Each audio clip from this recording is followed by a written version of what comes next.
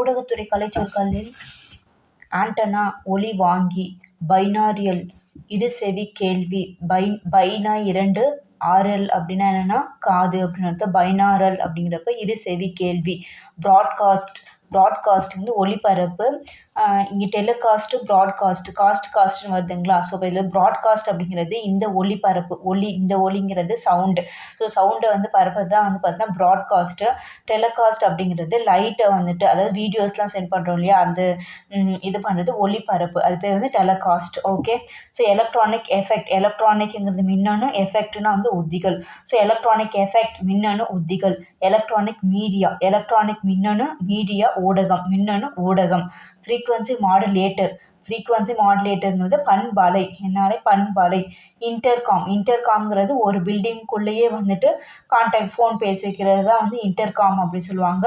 So இப்போ காம்ங்கிறதுனால communication, so தகவல் தொடர்பு சாதனங்கிறதுனால தகவல் சாதனம். இன்டர்காம்ங்கிறது ஒரு சாதனம், ஸோ தகவல் சாதனம். ஆன் ஏர் அப்படிங்கிறப்போ நம்ம ரேடியோஸ்லாம் வந்து ஆன் ஏரில் வந்துட்டு இவங்க இருக்காங்க அவங்க இருக்காங்க அப்படின்னு சொல்லுவாங்க. ஸோ ஆன் ஏர் அப்படிங்கிறது ஸோ சவுண்டு தான் வந்து சொல்கிறாங்க. ஸோ சவுண்டுங்கிறப்போ இந்த ஒலிங்கிறது வந்துடும் ஒலிபரப்பில்.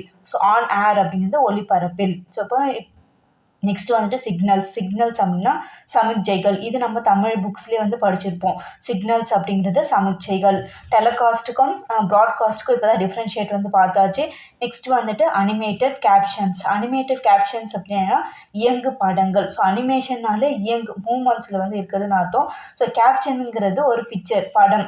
ஸோ அதனால தான் வந்துட்டு படங்கள் அப்படி சொல்கிறாங்க. அனிமேட்டட் கேப்ஷன்னா இயங்கு படங்கள்.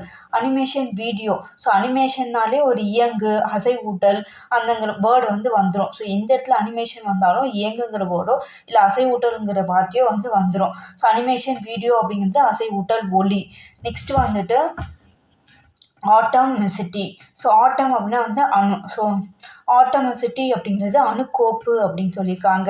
நெக்ஸ்ட் வந்து அட்ரிபியூட்ஸ் அப்படின்னாலே நமக்கு தெரியும், அதோடைய குணநலன்கள், பண்புகள் அப்படின்னு நம்ம சொல்லுவோம். அதை தான் வந்து இங்கே பண்பு கூறுகள் அப்படின்னு சொல்லியிருக்காங்க. நெக்ஸ்ட் வந்து ஆக்ஷன் வெப்சைட்ஸ் அப்படின்னா என்னன்னா மின் ஏல இணையதளம்.